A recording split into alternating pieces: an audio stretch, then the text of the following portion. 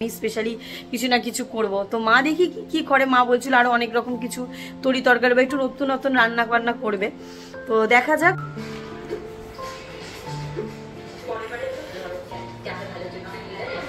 Hello everyone, আমি Sutapa, welcome back to my channel.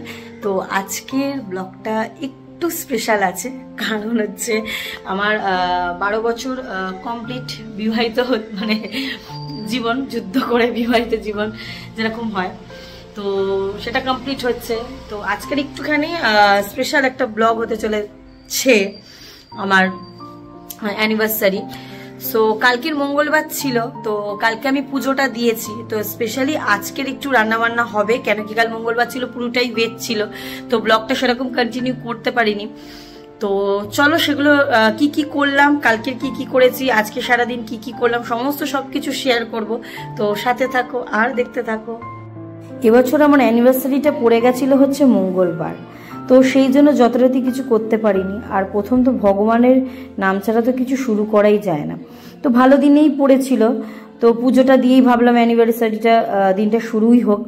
তো সকাল সকাল স্নান করে বেরিয়ে গেছিলাম, এখানে ঠাকুরের একটুখানি ফুল নেবো আর নিয়ে হচ্ছে সোজা মন্দিরে যাব। আর আজকে জবার মালাগুলো বেশ হচ্ছে টাটকা, তো খুব ভালোই লাগলো। তো জবাগুলোকে নেবো আর নিয়ে হচ্ছে সোজা মন্দিরে যাব। তো গিয়ে হচ্ছে পুজো দেবো। আজকে সারাদিনটাই হচ্ছে মঙ্গলবার ছিল, তো সেই জন্য একদমই টোটালি ভেজ ছিল।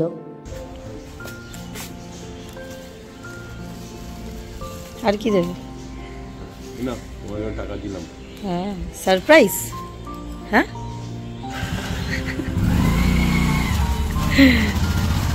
চিকেনটা আমি রান্না করব। তো মা কিছু স্পেশালি আজকের আমাদের অ্যানিভার্সারিতে মা কিছু রান্না করে, মাকে বলেছিলাম মা তোমার তো শরীরটা ভালো না, তো মায়ের একটু মানে মায়ের অ্যাকচুয়ালি সুগার আছে, তো মায়ের সুগারটা কখনো কখনো আপ ডাউন করে, তো মায়ের শরীরটা সেরকম ভালো না। তো আমি মাকে বললাম যে তুমি কিছু করো না, কেন কি মা বলছে না 12 বছর কমপ্লিট হয়েছে, একটা যুগ তোরা পার করেছিস, আমি স্পেশালি কিছু না কিছু করব। তো মা দেখি কি করে, মা বলছিল আরো অনেক রকম কিছু তরি তরকারি বা একটু নতুন নতুন রান্না বান্না করবে। তো দেখা যাক তাহলে মা কি কি করে। আমি আপাতত চিকেনটা করব, এখন ছেলে মেয়েগুলো স্কুলে গেছে, এখনো পর্যন্ত আসেনি। তো চলো তাহলে আমি রান্নাবান্নাটা স্টার্ট করি, তো সাথে থাকো আর দেখতে থাকো। এই যে মা এখানে আলু কেটেছে অনেক রকম লম্বা টুকরো করা, এদিকে পনির, মানে এটা হচ্ছে সম্ভবত দেখাতে গেলে তোমাদেরকে ক্লিপগুলো আমি দুভাগে দেখাচ্ছি। ছিল হচ্ছে এটা মঙ্গলবারের, আর এইটা ছিল হচ্ছে মঙ্গলবারের পরের দিন। তো দুটো ক্লিপ মিশিয়েই কিন্তু আমি এই ব্লগটা করেছিলাম, কেন অ্যাকচুয়ালি মঙ্গলবারটা পড়ে গেছিল বলেই হচ্ছে আমাকে আলাদা আলাদা করে এইভাবে ব্লগটা করতে হয়েছে। এখানে চিকেনটাকে আমি ম্যারিনেট করে রেখে দিয়েছি, আর হচ্ছে এখানে আরও মা অনেক কিছু করবে। সেটা হচ্ছে আই থিঙ্ক এটা হচ্ছে পোস্ত, এরকম কিছু ঝিঙে আলুর পোস্ত করবে, কাঁকরুল ভাজা, 5 রকম ভাজা এরকম কিছু সামথিং করবে, যেখানে মা সব জোগানজাটি এখানে করে রেখেছে। আর এই যে এখানে বসিয়েছে হচ্ছে চিকেন, আর এই যে দুপুরবেলা হচ্ছে ফ্রাইড রাইস, চিকেন, আর হচ্ছে একটা বেগুনের কিছু ছিল, কাঁকরুল ভাজা, পোস্ত, আর এখানে হচ্ছে চিকেন।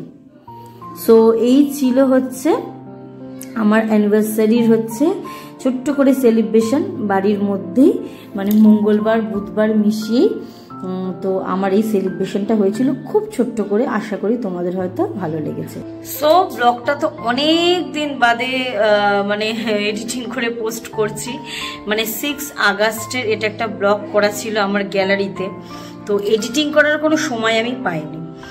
আর কেক তো কাটিং হয়নি, কারণ 12 বছর হয়ে গেছে, এত মানে long term relation, married life, তো সেই জন্য আর মানে আর সেভাবে আমরা ঠিক করলাম যে আর কেক কাটিং আর দরকার নেই। যাই হোক, মানে খুব ঘরোয়াভাবে, খুব সিম্পল ভাবেই মানে পুরো সেলিব্রেশনটা করেছি।